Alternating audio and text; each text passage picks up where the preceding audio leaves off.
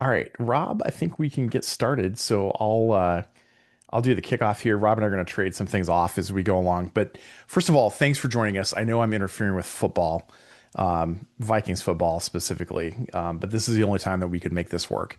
Just a couple logistics here. We're going to run through six or seven agenda items here and kind of give you some background on what's going on. Talk about a number of topics from what bills are being talked about, what we're doing about it, the national coalition that we've been working to put together. And we have one of our partners here that's going to speak as well briefly. Rob's going to give a litigation update and talk a little bit about the shotgun zone changes, since some of you brought that up today. And then we're going to open it up to Q&A. We will use the questions that are in the chat here in Zoom. So if you have a question, put that in there and we'll do the best we can to work through that. And then we have a great announcement we're going to make at the end. And then we'll talk just a little bit about what you can do to help stave off these gun control efforts. For background, Brian Strouser, chairman of the Minnesota Gun Owners Caucus. And with me is Mr. Dorr. Rob Dorr. I am the vice president of the Minnesota Gun Owners Caucus. So let's talk just briefly about what's been going on. Ever since the tragedy at Annunciation, the governor has been threatening to call a special session, which he has not yet done. And he's also said he would be introducing and announcing a package of gun control bills.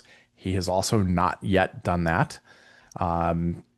We haven't seen anything from him in terms of legislation.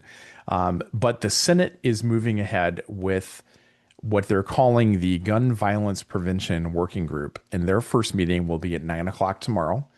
And they are meeting again on Wednesday. Because the legislature is not in session, they can have a hearing, they can talk about things, but they can't take any votes, they can't introduce any bills, they can't actually do anything other than talk. There are a number of DFL and Republican senators that have been named to this working group. There are no Republican senators on this working group that are going to support any form of gun control. So I think we're expecting some pretty good fireworks, at least as much fireworks as you get in the Senate, happening during this working group meeting tomorrow and Wednesday, and I assume there'll be other meetings as well. Let's talk just for a minute about the state of affairs in terms of the legislative makeup.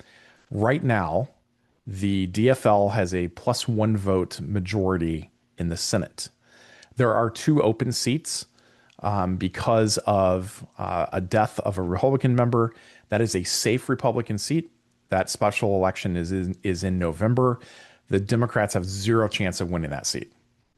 The other seat that is open is the cat burglar seat, Senator Nicole Mitchell's seat over in the Woodbury area. She resigned after being convicted of first-degree burglary. That seat tilts pretty significantly towards the DFL, but there is a chance the Republicans could win that seat. That special election is also in November. So that's, unless there is a realignment of what's going on in the Woodbury area, we should be back to a full Senate in November with a +1 DFL majority. Now, in the Senate, at least as of today, we know that the senators in the DFL are split on gun control. So we have 3 senators that won their seats by just a few hundred votes. 2 of those are in very rural areas. That's Rob Kupak and Grant Housechild. We have Senator Judy Seeberger. And then we also have Senator Eric Putnam in the St. Cloud area, which will be one of the most hotly contested races in the 2026 election. So those are the 4 that are on the fence from a gun control standpoint that we need to continue to put pressure on. But we know from talking to the DFL, and if you look at the really kind of hardcore pro-gun DFL senators, they're saying publicly that they don't have the votes to move forward on gun control right now. But a lot of things could happen between now and an actual special session or even the 2026 session in February.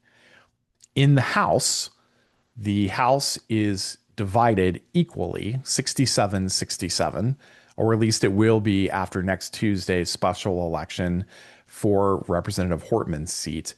That's an easy DFL win. We'll be back to a tie of 67-67. But the Republicans hold the speakership under the power sharing agreement, and House rules in this tied legislature don't allow a committee co-chair to call a bill to a hearing without agreement from the other party's co-chair. So if there's not some kind of deal made, none of these bills are even going to get a hearing in the House. The last thing I would say that has happened is that the Republicans in the House a week and a half ago put out their own package of school safety and public safety bills. There was no gun control in here. It was all targeted at increasing access to mental health, improving school safety and school safety funding. And then they had some sentencing enhancements and some other public safety measures as a part of this as well. We have yet to see anything from the House DFL. And in the same vein, we have not seen anything from the governor, as I mentioned before. So that's the current lay of the land and what is happening. Rob, anything to add before I turn it over to you to talk through the bills? No, I think right now, probably a main reason why the governor has not called a special session is there is a one vote majority for Republicans until Tuesday's special election, as Brian pointed out. So I imagine if the governor is going to call a special session, it's probably going to be called this week and would probably be organized sometime next week. Mm-hmm. Okay, Rob, I'm going to turn it over to you to talk through. I say bills, but really it's the proposals they're going to talk about tomorrow. Yeah, some of them are bills that have been introduced already. So, yeah, in some instances they are bills, and some instances they're just ideas that are being proposed. We'll start off with kind of the big one, I will point out too, interestingly, is that they gave a very tight deadline. They announced the hearing. Senator Heintzeman shared some information about them going on because there's no committee page for this. So unless you're actually like going into the legislative calendar and refreshing it, you would know about this. There's no list that you can get on to get on this because this isn't actually. So she tipped me off that it had been published, and it looked fairly tame. They had a uh, firearm storage bill. They had, a banning firearms in government buildings, no assault weapons bans, no magazine restrictions, no ghost gun bans, anything like that. And we had 24 hours, less than that, to put up together our own proposal in the 5-page maximum, and it was due the following day, last Friday at 10 o'clock a.m. And our testifier list also had to be turned in Friday at 10 o'clock a.m. Then after the deadline, they go and they introduce all the crazy things: assault weapons bans, ghost gun, civil commitment bill, binary trigger ban, all of these bills that weren't previously on the agenda. I foresaw this coming. So when we put together our proposal for ideas, I actually addressed assault weapons, background checks, magazine restrictions, things like that. But initially I was just like, oh, well, dang, I guess, maybe I over prepared for this, and then they go and fulfilled their destiny, so to speak. I'll go into the bills individually. I do see Senator Heintzeman is here too. So after I run through the bills, she could maybe give some of her perspective as a Republican on this committee about what her thoughts are and where her caucus might be landing on these. First off is the AR ban. This one is a crazy one. It bans the possession of ARs. It sticks with pretty much the current definition of ARs, semi-automatic military style assault weapons that you'll find in Minnesota statute. So if it's a semi-automatic rifle or firearm that has the ability to accept attachable magazine, or if it's a semi-automatic pistol, and then if it's a rifle, if it has any of these features, pistol, stock, barrel shroud, the shoulder thing that goes up, there's you guys know all of the different features that they tie into that. So basically any semi-automatic that's been designed in the last 50 years, that it's a ban on possession, a grandfathering in, but in order to be grandfathered in, you have to register it with the state. and you still can't transfer it anywhere. Once you die, it has to get turned in. Now, you also, once you register it, you have to allow your local law enforcement officials to be able to come into your home and inspect them for safe storage and make sure that they're properly stored. Of course, this is a warrantless search, but I digress.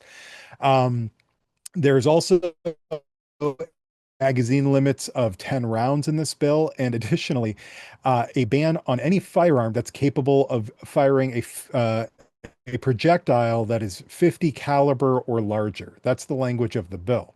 Now, a lot of you guys are thinking, if you have a Desert Eagle 50 cal or any 50 caliber rifle, but think about this for a second. Any firearm that can fire a projectile over 50 caliber, that includes your 20 gauge shotguns, that includes your 12 gauge shotguns, your 10 gauge shotguns, your 16, basically every shotgun that's not a 410. Because all of those are capable.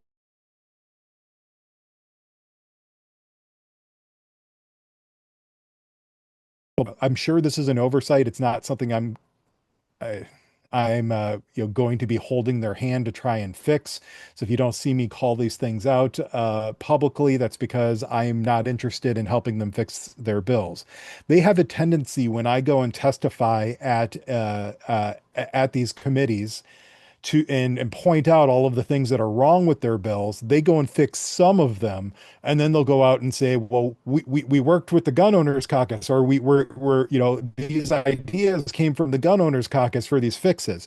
But I will give them 50 things that are wrong with their bill. They'll fix three of them and then say we compromised. We adopted their recommendations. So I know their games, I know their tactics. Just because I point something out that's wrong with the bill and they might fix it doesn't mean that we're going to support the underlying bill. So that being said, that bill is a non-starter from our perspective. Secondarily, I'll speed up here a little bit. I just wanted to go into that one. That one's probably the craziest one of all of them. There's a ban on ghost guns. In order to have a privately manufactured firearm, you have to, again, serialize it in accordance with the BCA and register it with the BCA. It gives you about 6 months from the passage of the bill to register your pre-existing privately manufactured firearm, or if it's a firearm that was manufactured before 1968 and it doesn't have a serial number. So if you have an antique firearm that you inherited that doesn't have a serial number, you're going to have to deface it in order to comply with this statute. And then if you do privately manufacture a polymer firearm, for some reason they're making you put 3.7 ounces of steel into the polymer lower in order to be able to manufacture that firearm. So that one's a little bit crazy. There's a civil commitment bill that basically makes it easier to commit people civilly once you do have a civil commitment that makes you a prohibited person. So this is very much, stigmatizing and demonizing people who suffer mental illness. Even by the language of this bill, if you're on certain types of medications, they could just declare you mentally ill under that. They've got a bunch of money being thrown at to try to make people more aware of red flag laws and utilize those red flag laws. Right now, 80% of the red flag laws that are requested are being done at the hands of law enforcement. And when you actually go into the facts of the case, very frequently there are things like threats against elected officials. And instead of charging them with the crime and getting a warrant to go and seize the firearms, they're taking the easy path out, which is to just get a red flag because the burden of evidence is significantly lower, and there's no lawyers involved. No defense attorneys that are going to be able to help these people object to that. Gustafson has a binary trigger ban. Again, the binary trigger bill was thrown out as a result of our loss in Ramsey County. It was passed unconstitutionally in accordance with Minnesota's single subject law, and we sued and we won on that case. So the binary trigger language was struck out. We'll talk a little bit more about that case. Local government preemption. They're going to allow local units of government to ban firearms. This isn't a broad preemption bill where they each get to set their own firearms restrictions. This one is specifically limited to government properties. But if you think about that, if a city wanted to ban carry on any public property in their vicinity, they could do that, which is a de facto ban on carrying altogether.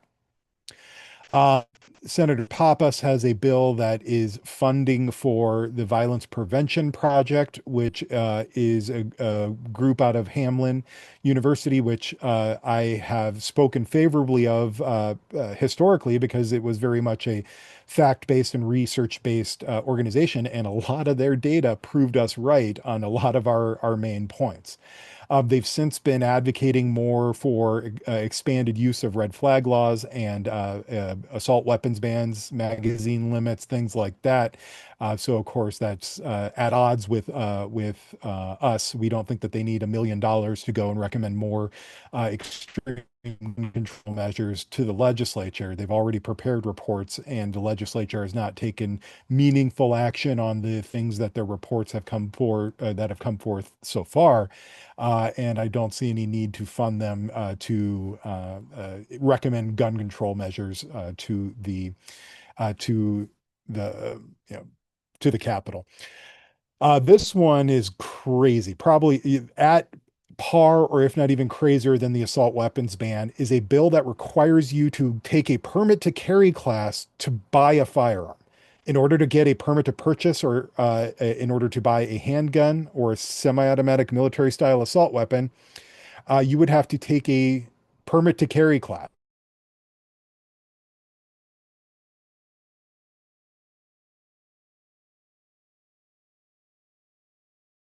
That prices poor people entirely out of their ability to exercise their Second Amendment rights. You guys know a permit to carry class on the low end can be about $100. Plus you have range fees, you have ammo, time off, watching kids, transportation. All of that is very difficult for people of limited economic means. And now we're going to say in order to exercise the right to self-defense, they have to come up with all of those fees for a basic constitutional right. Another one is they're looking at putting together a Office of Gun Violence Prevention, which best as I can tell is a large government agency filled with radical anti-gunners who are going to be proposing legislation to the state.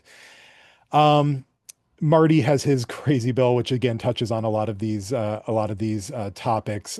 His is so loosely worded it could actually ban all handguns. Nobody really takes John Marty seriously, so I'm not going to go into his proposal that much. And then Senator Gustafson has a safe storage bill. Still not workable from us. To her credit, she has implemented some of the things that were to address some of our concerns, but we do have large concerns, notably that it treats every Minnesotan the same. So whether you are a farmer in northern Minnesota who hasn't had a kid in your house in 20 years and it isn't going to have a child in your house anytime in the future, you are expected to store your firearms the same way as somebody who operates a daycare in their home. And that's just not a workable solution for a statewide policy. And then Senator Hoffman has a bill expanding the penalties on impersonating an officer, which I have no problem with. So we're like 1 for 12 there, or however many proposals there are. If you do have any questions on these, please utilize the Q&A portion, and we'll do that. I don't know if Senator Heintzeman wants to come up real quick. Brian, I don't have the option to invite her up if you wanted to see if she wanted to come up real quick and just give her perspective on her position on the committee.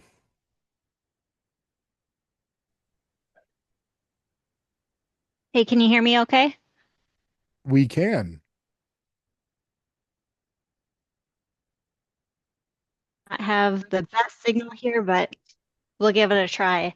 Um, no, I was happy to share information. Thank you for giving me the credit on that. You guys have been incredible. I was at a garage sale on my way down to St. Paul today, and somebody at the garage sale mentioned the Gun Owners Caucus and the work that you do is so important. And he had heard about you. He was hopping on tonight. So if he's listening, hello, Jeff. Um, but it's important. We need to stand up for our Second Amendment rights. Tomorrow I will be at the hearing. I'm one of 5 Republicans on it. Of course, there's 6 Democrats. But like Rob said, there will be no votes taken. But we're going to stand our ground and um, be the voice that needs to be heard tomorrow. So thank you for your work. Thank you very much, Senator. Thank you for joining us. And I'm very glad to have a strong voice like yours on the committee. Senator Heintzeman has been involved in politics for a very long time. Her husband is, of course, Josh Heintzeman, who's a representative over in the House, and also equally committed to defending your Second Amendment rights. So we are very thankful. I know that some of the Republicans were a little bit apprehensive that they didn't want to be part of the dog and pony show of the DFL legislators. My message to them was it's important to have our voice heard. We will get probably 2 minutes, if that, to share the perspective of all of you peaceable gun owners in attendance here. But they will be there for every step that this working group is in place and be able to extend that voice. We have good relationships with all of the members, and we will be passing on what you guys expect of us to those. So thank you, Senator Heintzeman, for your work. And we will keep you guys posted as things go along. If you did want to show up tomorrow at the Capitol, 9 o'clock, I will be there. Again, this is, it is just a working group. There are no, they may take a vote of like the working group members about whether to recommend something, but there's no actual like legislative procedure that happens here. Nothing that's going to further anything to closer to becoming law. It is just a working group. So if you have limited sick days, I wouldn't burn it for tomorrow. Save it for when we have a special session, because that's when we're going to need you guys to turn out in force. The working group is meeting in the Senate office building, so that's across the street from the Capitol, in room 1200. So that's there on the first floor. There are 2 overflow rooms with video. It's going to be first come, first served, and Moms Demand Action asked their members to come, but of course, a lot of them aren't working, so they'll be there. But we're not going to call you guys out for stuff that we don't think it's important to have a crowd at. I want to get to the Q&A, so we're going to power through a couple items here briefly. First is just, what are we doing about this? So from the beginning, we've had multiple conversations with legislators, including leadership in both the House and the Senate.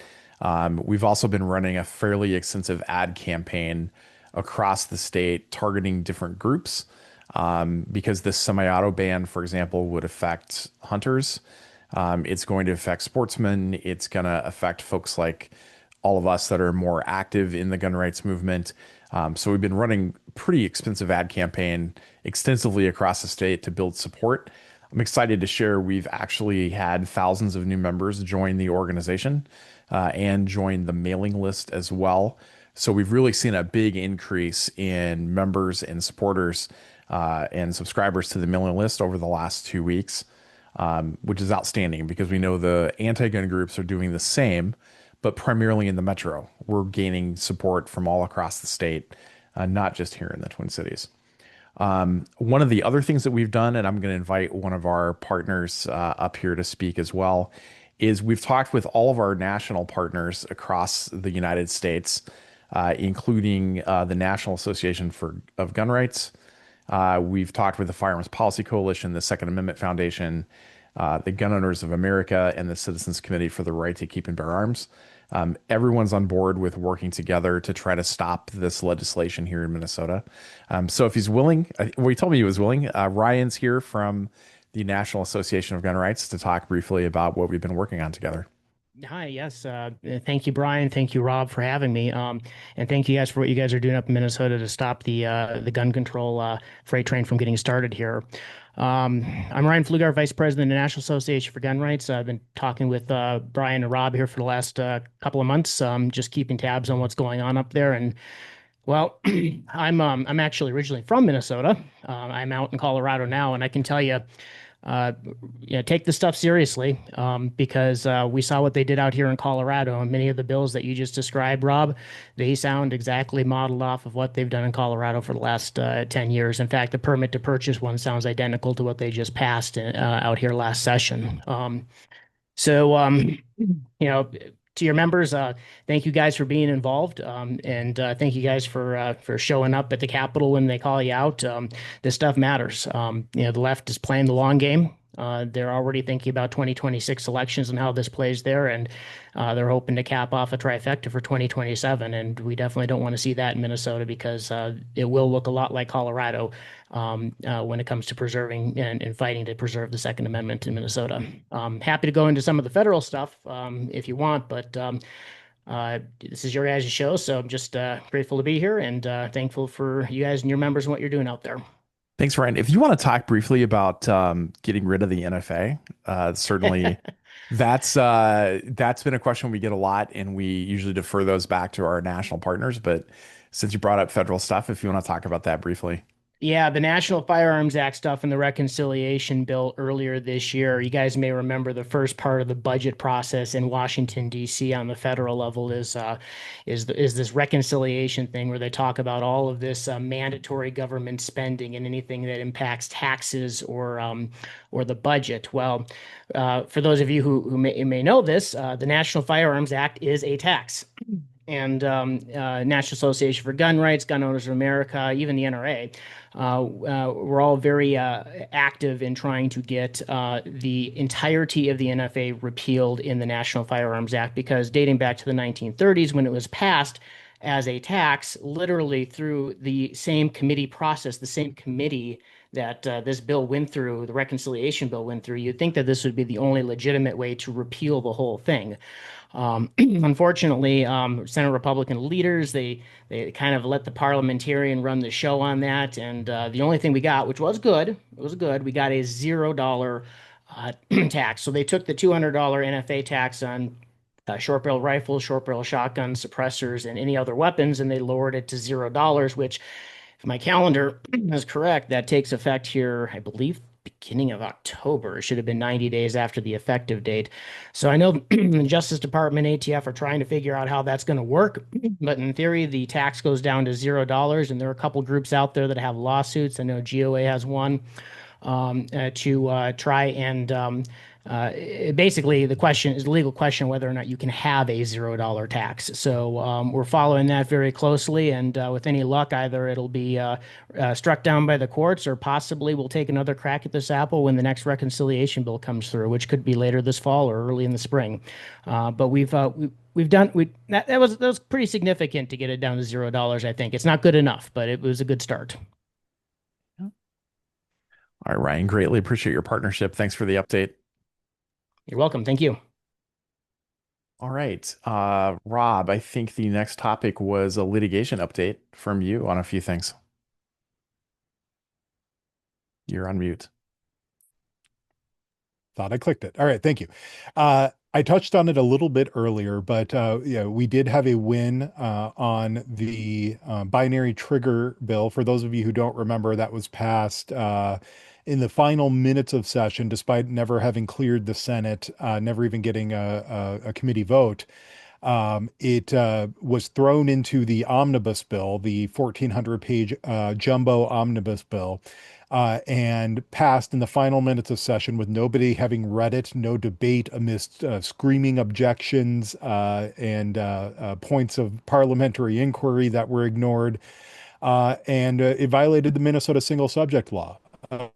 Anything there violated the single subject law. The judge was only granting relief to the part which we had standing on, which would have been the binary trigger portion of the bill. The state has indicated, though they have not yet, that they were going to appeal this. We've been discussing this with our legal team. We will be fighting the appeal. The state has asked us to consent, if they do appeal, to a stay on it, reinstituting the illegality. We absolutely will not consent to that. We are prepared to go to the mat fighting for that, because we know some of you have brought your binary triggers back into the state. Some of you have acquired new ones, or some of you maybe have found them from the bottom of whatever lake that they ended up on when the ban went into effect. So we are not interested in exposing our members to any liability whatsoever. So we will keep you guys posted on that. They only have a couple weeks left here to file their appeal. They'll probably wait to the very last minute, and then we'll go from there. There's a few other options. I won't take time. Yes. But it could end up, this could end up going right to the Minnesota Supreme Court, and we are ready for that fight, and we hope you guys are as well. It is a time-intensive and expensive fight to do.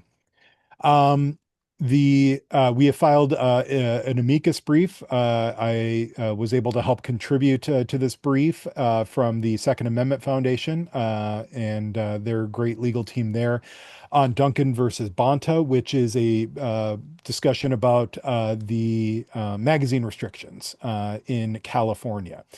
And the Supreme Court has been punting on the question of assault rifle bans, magazine limits. What does common use mean?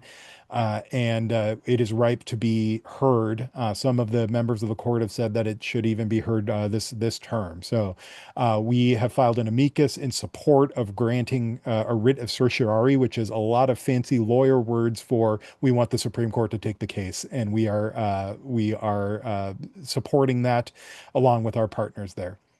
And then Mayor Melvin Carter, he called us out as saber rattlers because we have not sued on their safe storage ordinance that they have passed. And I touched on it briefly here, but one of the most difficult hurdles to overcome when you're suing a government entity is standing.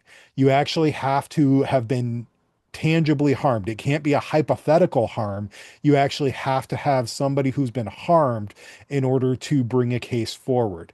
And even times when somebody has been arguably harmed, the court will still find that they haven't been tangibly harmed. And so in order to really first hurdle and to not put all of our cards on the table too early, we have been able to sue that because the city has not enforced their safe storage mandate at all. Zero charges have been filed under this. So I dare Melvin Carter to cite somebody for this, and I guarantee you we will be taking legal action on that. But along those lines, they're also talking about instituting their own preemption bans, which would mean that they could pass their own assault rifle bans and their own magazine restrictions, carry bans, also whatever gun law they want. Now they know that they can't enforce this under Minnesota law because of 471.33, which says that they can't, the state preempts any local unit of government on any firearms laws, with the exception of zoning of firearm related businesses and the discharge of firearms. They can tell you whether you can shoot in city limits, hunt, things like that. And if he does this, he says he knows he can't enforce it, but he wants to pass it anyway, just in case the state ever repeals the preemption, then they're ready to go. I do think that this is something that might be if we have the funds to do it, just because that has a chilling effect on people's ability to exercise their rights. So this is directly telling them that they can't own a piece of property in violation of city ordinances, and expects them to understand a complex nuance of preemption laws. We could argue and find plaintiffs, I think, that are concerned that the city might try to enforce this ban on them. And there are significantly stronger protections and case law on something like this. So, time and money willing, this would be a fight if he does try to do this that I think we could take up, and we could most certainly take up if they ever try to enforce it. Part of this is that we need your guys' help too. There's 530 some odd chartered cities in the state. We don't have the ability to keep eyes on all of them. So if you guys make sure that you keep eyes on the cities and county agendas in your neck of the woods, maybe a few cities and counties around you, maybe some of the bigger cities, keep an eye on those and let us know. There's not a central repository of every proposed in the state is trying to put forward. But if you guys each individually just take time once every 2 weeks, it's usually about how frequently city councils meet, to look at their agendas, see if there's anything gun related, and tip us off. We are really counting on you to kind of be the tip of the spear in your neck of the woods, in order to make us aware of those, and we will most certainly take action. Okay, I think we're going to get into the Q&A from here. We have about 34 questions, so we'll do our best to kind of get through these. While I'm setting this up, Rob, what is your everyday carry firearm?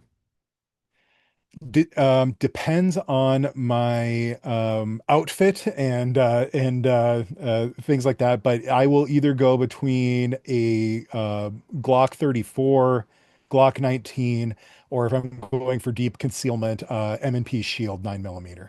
Okay, interesting. You switch around. It's a Glock 19 for me, so I see some similarity there. I usually see you with your shield, though. Yeah, if I'm looking not to make a statement, I do, and I do open carry from time to time. If it's that, it's usually the 34. I love that. I love that firearm. But the 19, if I'm doing something that I want some protection, but I might need to be a little bit more deliberative.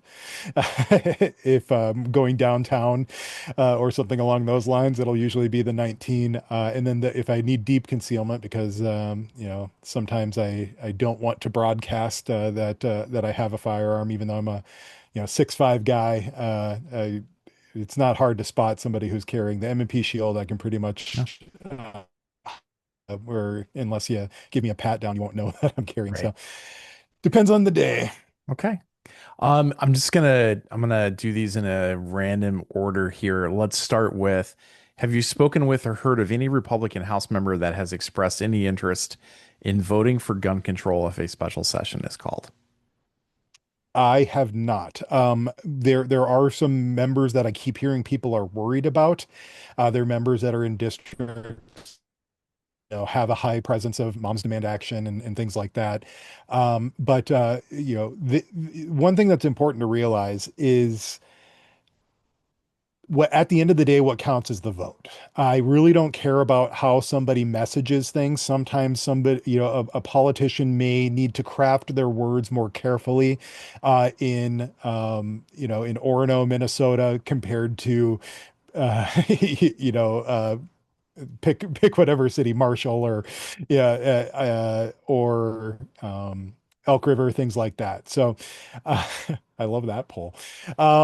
The so I don't care how they decide to explain their votes to their members. If they want to look like that they want to have a conversation, that's fine. Sometimes they have to message different things in order to resonate with their communities. The communities in the suburbs are very different than the communities out in greater Minnesota. At the end of the day, is what is their vote going to be? And I'm confident that there are no Republican votes for any of these gun control measures in either chamber. And I've spent 16 years building relationships down there, getting to know. I'm yet to be directly lied to. And I shouldn't say that. Nobody who's there right now has lied to us. The people who have lied to us are Better not there statement. anymore, and we may have had a hand in making sure that they're not there anymore. So that's probably a more accurate statement. Is the people there who are there right now are people who have not lied to us, and the people who I am confident at the end of the day are going to pass measure. So don't give anybody a pass. You should, even if you have a Democrat legislator, keep the heat up on them. But you understand that if you're in a suburb and you've got a Republican, their messaging is likely going to be different than somebody out in greater Minnesota. Who's the better Pro 2A candidate, Phil Parrish or Scott Jensen? Phil Parrish, I mean, quite frankly, I'm not sure how strong of a campaign that he runs, but Scott Jensen is one of those people who have lied to us, and he's not in the Senate anymore. That being said, he has recanted his previous gun control stances, and his messaging has been fairly strong Second Amendment. But I'm always somebody who, once you lie to me, I'm going to be extra cautious. Now, people can change their minds. I don't care whether they have a sincere change of heart or whether they just realize the political ramifications. If we beat the crap out of somebody and then they change their mind and they vote the right way, that works for me just as much as if they've had a sincere change of heart. So I don't think that Scott Jensen would ever support any gun control measures, but Philip Parrish has never had to have that struggle that I've seen. And for those of you that may not remember the history, just briefly, we endorsed Scott Jensen for state senate. He pledged not to support any gun control. Then he turned around and co-sponsored universal background checks and mandatory lost and stolen reporting and maybe some other things. And then over time took his name off of those, took his name off of one of the bills, not all of the bills, and then wouldn't be clean about it, wouldn't tell a clean story about that when he ran for governor. So we will never endorse him because he violated our endorsement. We'll grade him fairly. So, can the omnibus bill shenanigans be used next session? Yeah, I mean, absolutely. I think a lot of groups were very happy that we won on that case because it put some warnings down about how far out this can go. So we've set at least an outer limit about what's not permissible, but they're going to keep testing those limits. I mean, if you guys have a dog, uh, they're going to keep testing the fence and they're going to keep seeing where the weak spots are. So we've been able to put a fence around it, but they're absolutely going to keep testing that. And this is both parties. This is not uniquely a Democrat issue. That being said, I've never seen Republicans pass a bill the way that the Democrats did in 2024 in 2 decades that I've been down there. But the legislature needs to get back to making the bills embrace a single subject, and we help narrow that. But we're going Sorry, I was prepping other questions here. Is this working group just for political points, or does the DFL really think they have a better chance than last session to pass new laws? My sentiment on this is that the Democrats are not serious about advancing anything. They want to design that won't get Republican votes so that they can use it to beat up on Republicans in the upcoming election. That will gain broad bipartisan support, and those ones are seemingly off the table unless they're attached to extreme gun control. And that in and of itself shows that they're not serious about advancing positive policies to address public safety, school safety, workplaces, gathering places, mental health issues, that it is a political game. So yes, I do think it's a political game. That being said, the working group is ostensibly going to be considering some things, policies that we would If the tyrants in St. Paul pass these unconstitutional laws, do we think the Eighth Circuit will be on our side should it get to that level? That is funny because we've got friends in the national gun rights movement that want us to lay down and let the assault pass because the Eighth Circuit will help create a circuit split on this issue.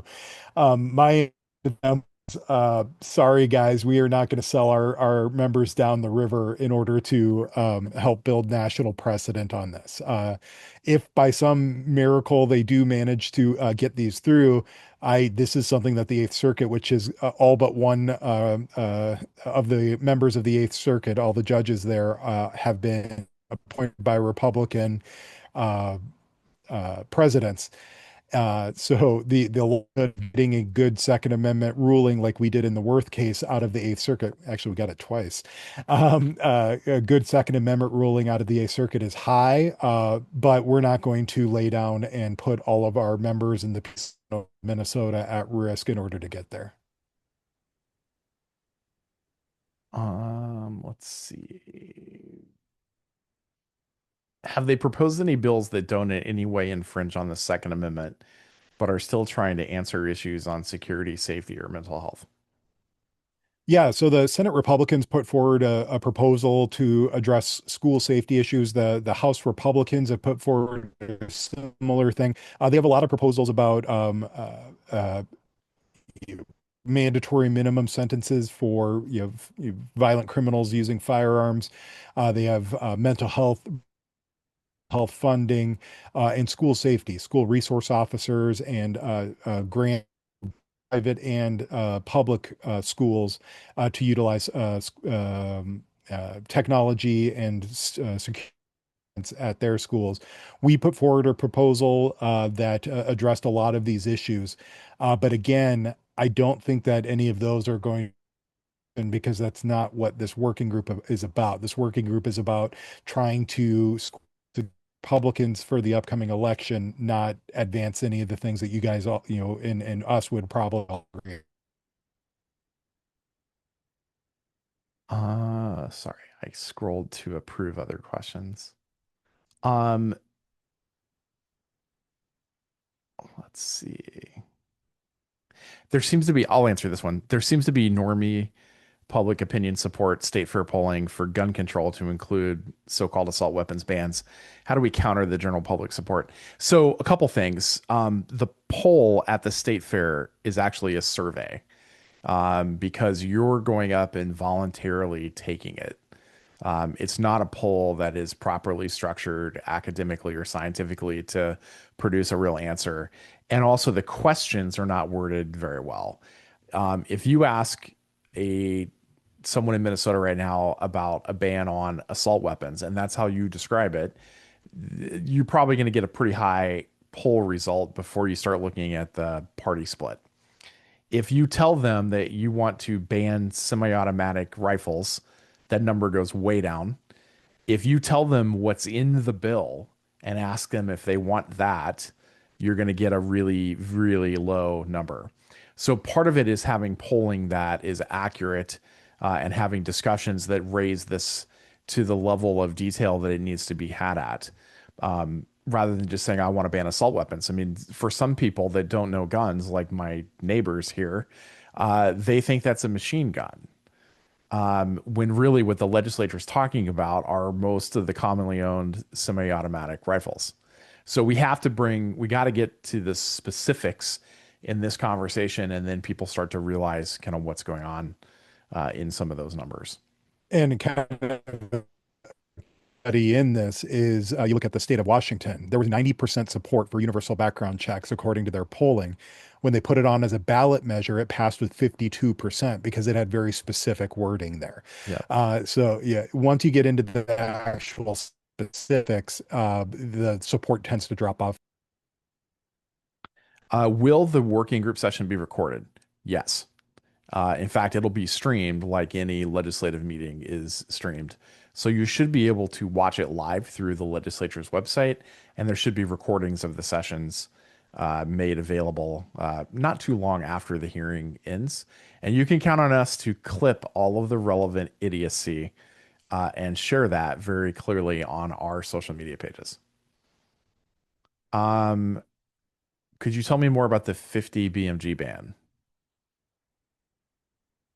I'm not question came in before I answered it, but part of the assault weapons ban is that it bans any firearm that is capable of shooting a projectile that is 50 caliber or larger. So any firearm that can fire a bullet that is half an inch or larger, which would include the vast majority of slugs, would be banned if that became law. I'll answer this one. What is the legality of a working group outside of an actual special session that has been called or gavelled in? If legal, is this common or rare? It's perfectly legal. The legislature can hold informal meetings outside of sessions. They just can't move legislation or hold a hearing with votes. It's fairly common to do this. It's actually common sometimes for there to be hearings, informational hearings, outside of the legislative session. In fact, when the Republicans had control of the Senate a few years ago, we participated in an informal hearing of the Judiciary Committee in Hibbing up on the Iron Range because the Republicans wanted the Democrats to have to present their gun control bills in someplace other than the state capitol. And to say that they had a hostile audience would be an understatement.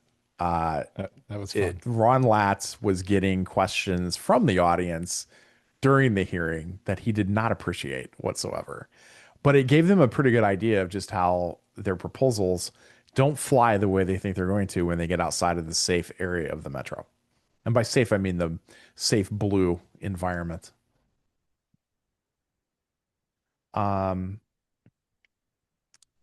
what's the possibility that they can remove state preemption from Minnesota law?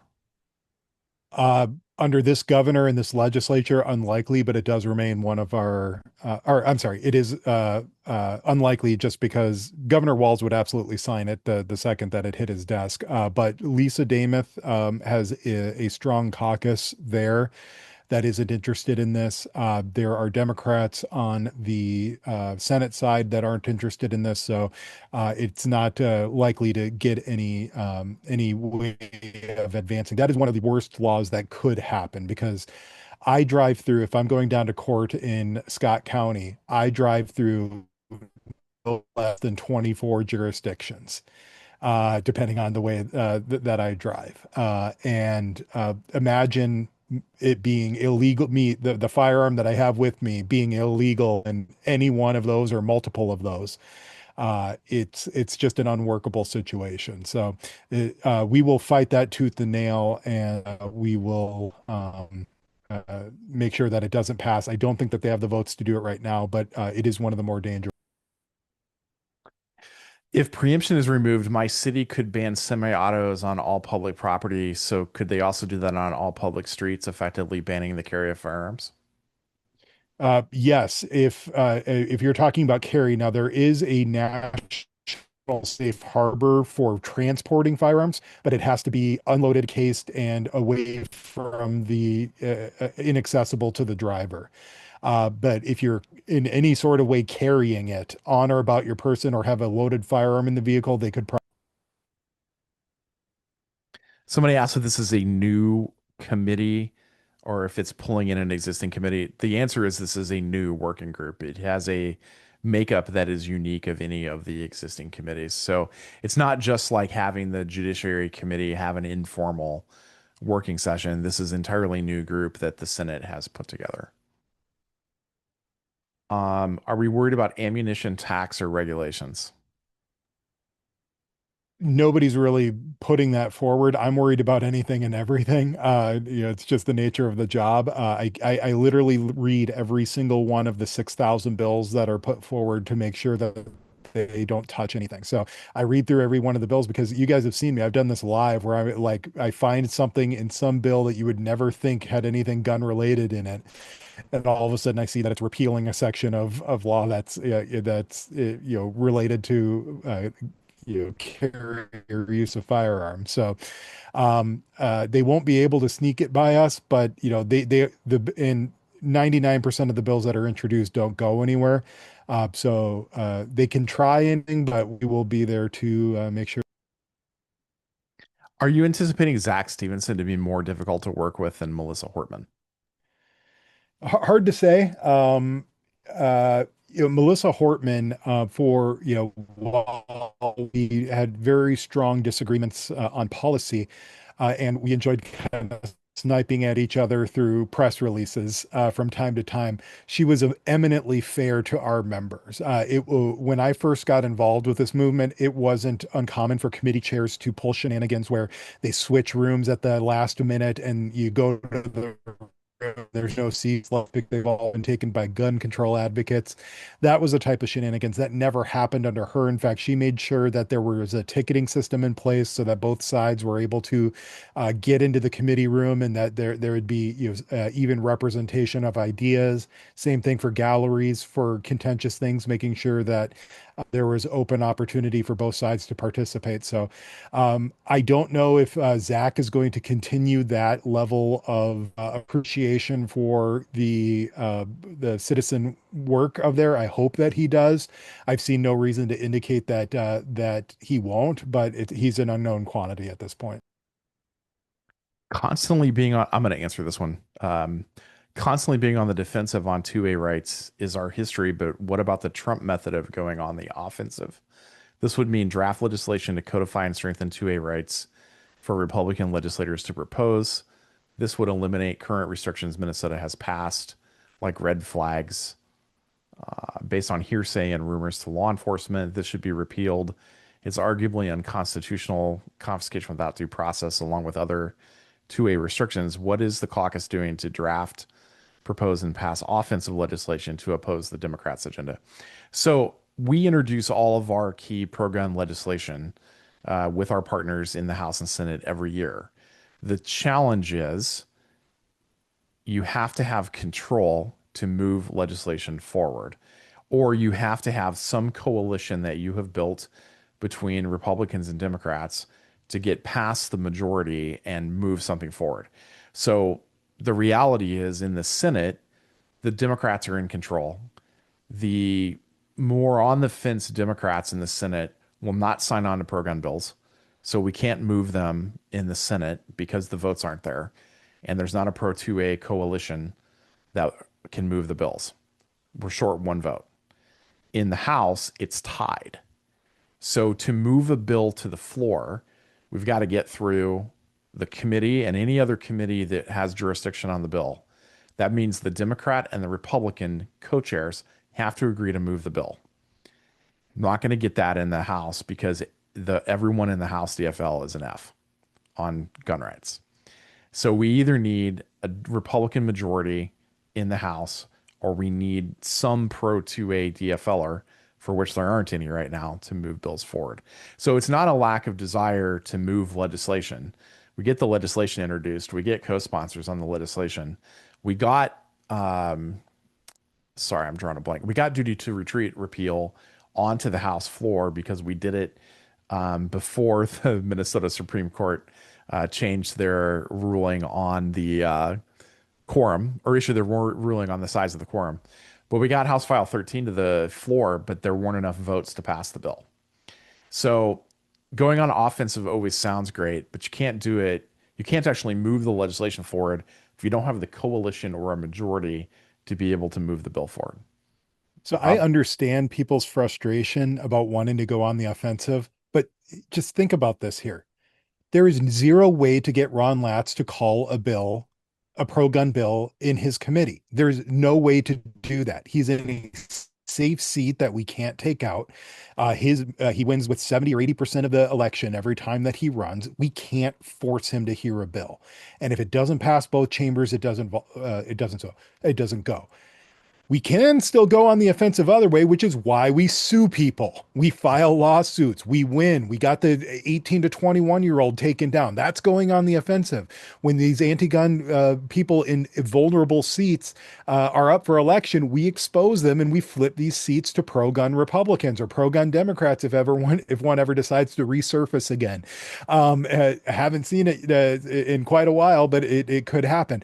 That's how we go on the offensive. If we can't get bills through, we sue over it. Our ability to sue is only limited by the money in our bank account. If everybody here donated $100, I got 10 lawsuits that we could file next week. It costs money. It costs time. That's going on the offensive. So I get really tired of hearing, why don't you guys go on the offensive? Because we do. But going on the offensive, there's no way that we could force a bill through the legislature. If there was, they would just do the same thing and force their bills through the legislature.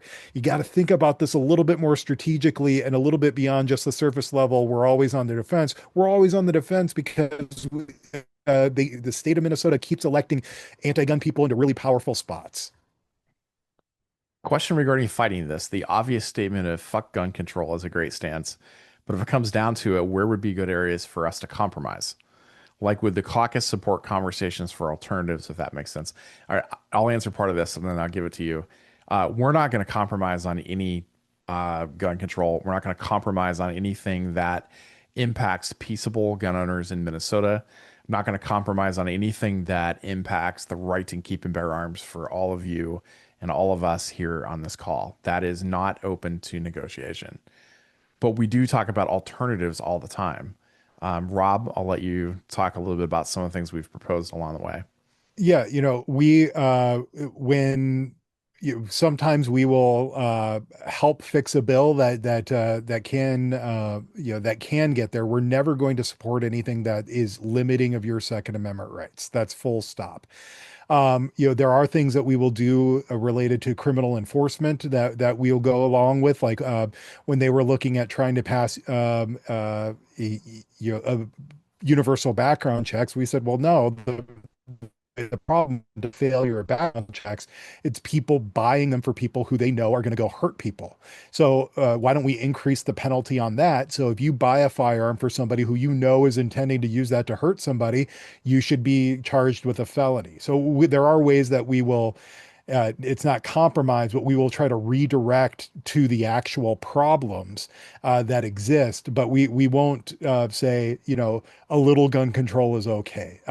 They have taken way too much. We need to start getting it back. We're not going to be okay with them taking a slightly smaller slice of our gun rights pie than they want.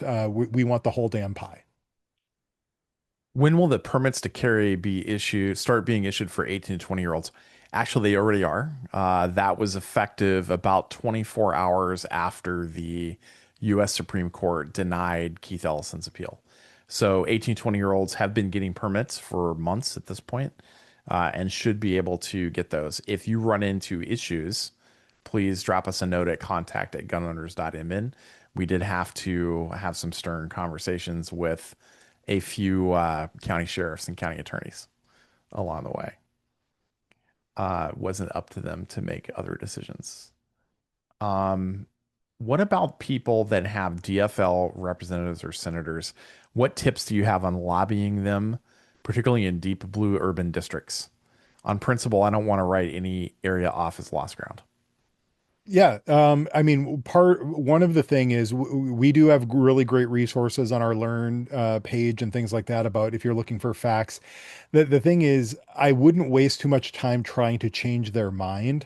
I try to get a meeting. If they won't meet with you, then call them out on social media. Call them out. Tell people, write letters to the editor for your local newspapers saying that that your local representative or your local senator is refusing to meet with you because they disagree with you.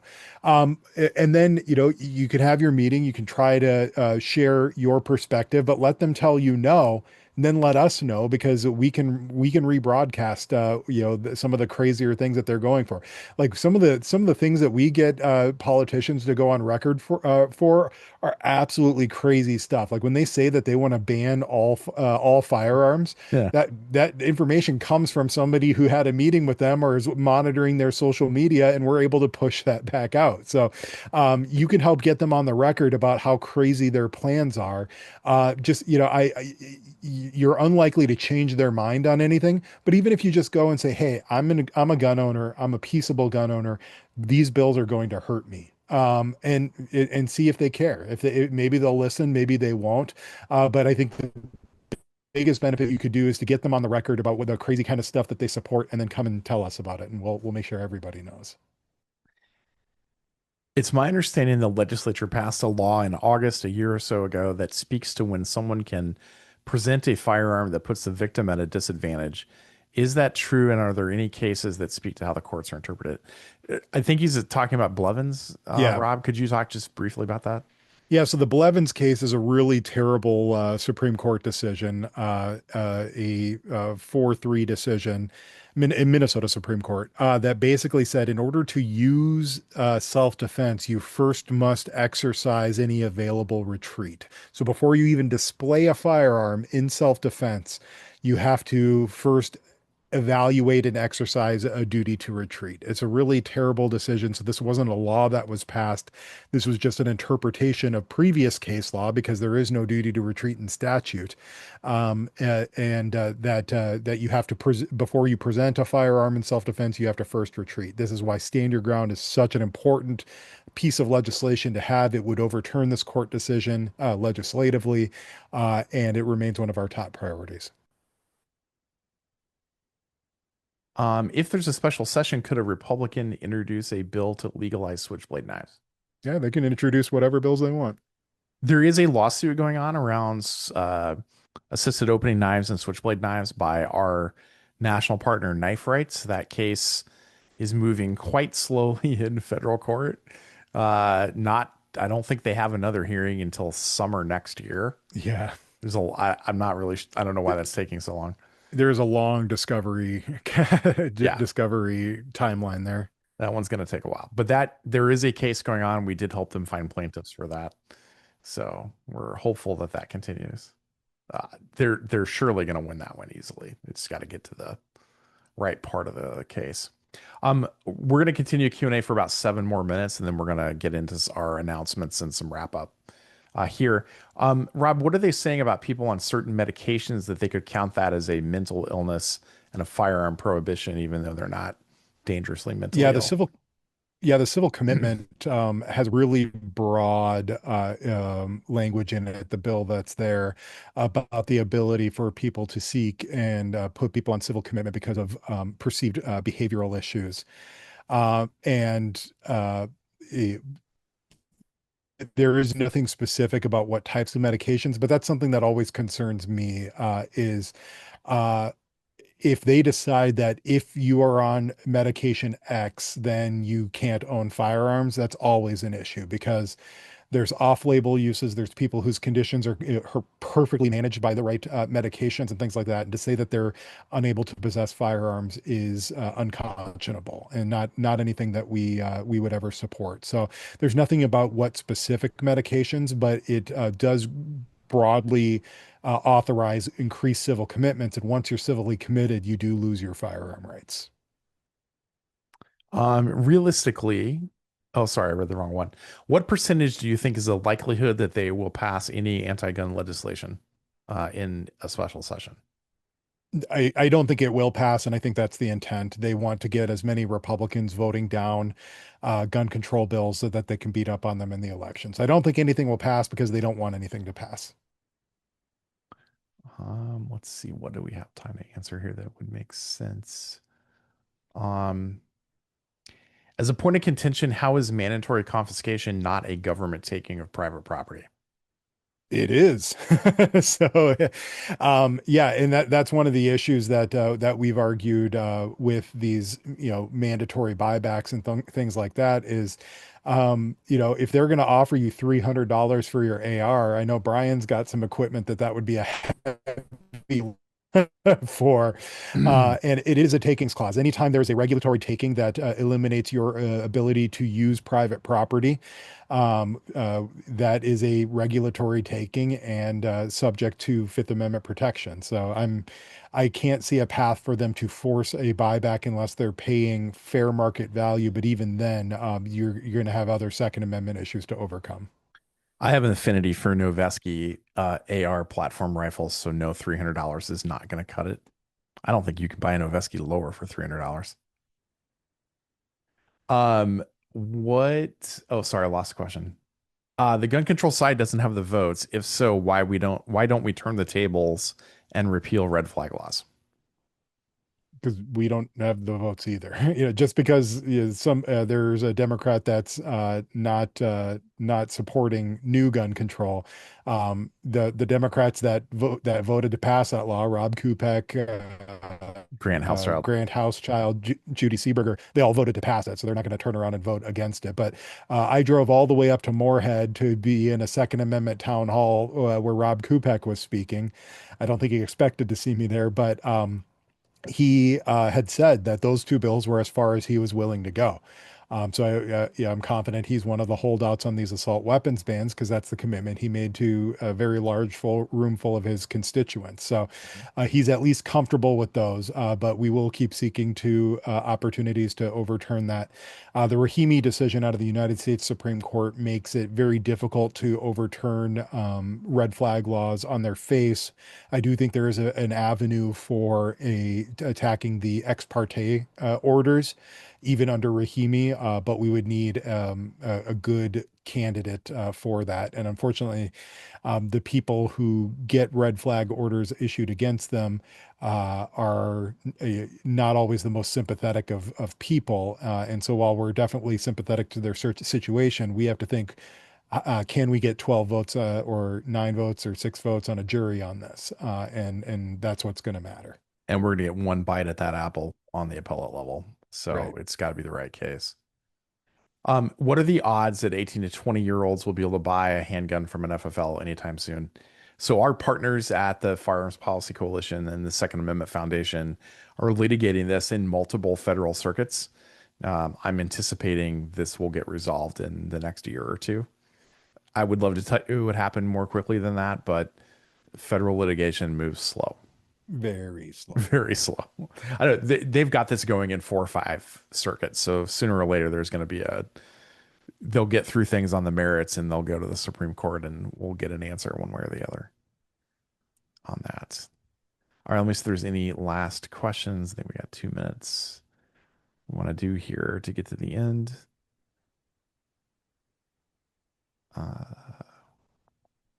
What do you recommend we do if our representation has expressed no interest in representing constituency views different than the DFL caucus's endorsed view? I continue to call and email, but is there anything else I should be doing? Yeah, I mean, I touched on that earlier. Broadcast their unwillingness to meet with you. I think, you could write letters to the editor to your local paper, but also Star Tribune will print a lot of these. If you do need help, we do have some people who can help you structure your letter to the editor if that's not something you've done before. We've got a few volunteers who will be happy to help you out with some framework that you can use to write a letter to the editor. You can even submit it to the Star Tribune or the Pioneer Press, MinPost. They'll print a lot of those, and say, hey, you might not agree with me, but you still represent me, and I'm entitled to a meeting. A lot of time that shaming can be harmful to them because everybody likes to think that your representatives are, community servants, but if they're not meeting with people who disagree with them, then you can kind of put a fly in their ointment.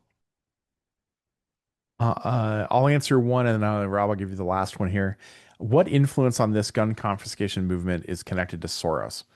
I don't know any direct Soros money being involved in things here, but there's a labyrinth of nonprofit funding that streams through a lot of different places. So I don't know if I can give you a clear answer there. Yeah, I'm more worried about the Joyce Foundation than George Soros. Yeah, right the now. Joyce Foundation is a large foundation in Chicago that funds. If you want to know why Protect Minnesota exists, it's because the Joyce Foundation funds them, not because Entirely they're raising a lot of money. The reason why there is an anti-gun or gun control clinic at the University of Minnesota Law School is because the Joyce Foundation gave them, I think, $300,000 to run that group, as well as other funding from the McKnight Foundation, so the founders of 3M. That's where a lot of the anti-gun money comes from. Haven't seen a lot from Soros here. Last question for Rob. The only gun I have is a 20 gauge shotgun.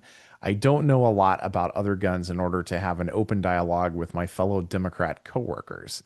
Where can I learn more about these topics? Yeah.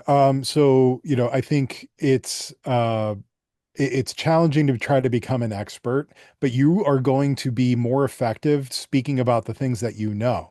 So if you go to your representative and say, this bill's bad, it says I can't own the only gun that I have. What did I do wrong? Those kind of personal stories affect them. But what's going to be most effective to any legislator that's willing to listen is saying, look, I'm a law-abiding gun owner. Here's how your bills are going to hurt me. And I want you to vote no on it. And they may listen to you or they may not. I think if you will never win a argument by trying to out data them, because they don't care about the data. They care about the emotional impact of their legislation and the talking points that they can use it for. If they cared about the data, we would win. No questions asked. If we could just show them the data that proves them wrong, and show them why the data they're relying on is cherry picked and wrong, we would be able to pass whatever we wanted here. But that's just not how it works. So keep it personal to you. We do have some resources on our website about how to learn about some of these bills, how they impact you. If you send us a message at contact@gunowners.mn, we will do our best to get back to you. We've had quite a flooding of messages recently, so we're a little bit behind our targeted timelines trying to get back to people. And we, of course, have to take priority for the things that are most pressing. But I'm more than happy to try to help you craft a message that will resonate with both you and your representative. So thanks for the Q&A. That was a series of great questions. I'm sorry we didn't get to everything. I tried to pick the questions that I thought would have some broader appeal to the group, but we'll try to take the others and answer those in shorts and reels on YouTube, Twitter, and I still call it Twitter, X, and Facebook in the coming days. So just as we wrap up, a couple announcements here that we'll be sharing more broadly this week. But as Rob mentioned earlier, he has recently graduated law school and will soon be a practicing attorney. So that opens up a lot of different opportunities for us as an organization that we didn't have before by having someone with Rob's talent and capabilities as a lawyer, soon to have a law license. So we are actually making much congratulations to you, I see floating by here. And it is a big accomplishment. So congrats again. But one thing that we are doing is Rob is actually going to change roles. We are renaming the Minnesota Gun Owners Support Fund to the Minnesota Gun Owners Law Center. Rob will be its president, so that's our 501c3, and we will be engaging in much more aggressive litigation than we have before. Oh, he's got the logo up and everything. So we'll be announcing this to the press and others, not tomorrow because we have the hearing, but probably on Tuesday, and we'll explain a little more. But our goal here is to engage in as much offensive litigation as we can and expand our Second Amendment freedoms here in Minnesota and across the country. So Rob, I'll have you talk a little bit about your what's changing. You're on mute. You did again. There we go. Sorry, I was playing around with the background here. So, yeah, a little bit anticlimactic after practicing for over 3 years now, but now I'll finally have the Minnesota stamp of approval to take on this fight for the Gun Owners Caucus. So the biggest change that you guys will see is I won't be lobbying at the Capitol. So that the part of the deal with running a 501c3 organization, which is a nonprofit, a public welfare organization, is it limits my ability to try to influence legislation. Now, that doesn't mean you won't be seeing me. I will be talking about the bills that they introduce. I'll be talking about bills that we that are pro Second Amendment. I'll be analyzing things. As time comes, I'll be suing different government entities on behalf of the caucus, and things like that should help us maximize our donors' resources by not needing to hire outside counsel for everything that we are doing here. So it will give us a broader impact on both the litigation front. We could take on some of these smaller cases that maybe we didn't want to throw $100,000 on, but I could do at a much more cost-effective rate for our members. Another great thing is when you make a donation to a 501c3, it is tax deductible. So you can literally make a donation to the law center, write it off on your taxes, and we'll turn around and use that to sue the government. So that's always a lot of fun along those lines. So yeah, that'll be the biggest thing is I won't be able to actively work to influence votes, influence legislators to vote for or vote against bills. We are hiring for that position for somebody to do that. That being said, you'll still see me making videos. You'll still see me at the Capitol testifying. I will still be talking to legislators to give legal analysis about gun-related bills. I just won't be telling them to vote for it or vote against it. That'll have to be somebody else. So that'll be the biggest change is you won't see me telling people how to vote on legislation, but you'll see me continue to write good bills, critically analyze and explain why other bills are bad, and file lots of lawsuits. So as Rob mentioned, we're and you've seen our job postings, I'm sure, but we're hiring and expanding the team. Part of that is hiring a director of government relations and advocacy that will be our new kind of point person at the state capitol and around Minnesota.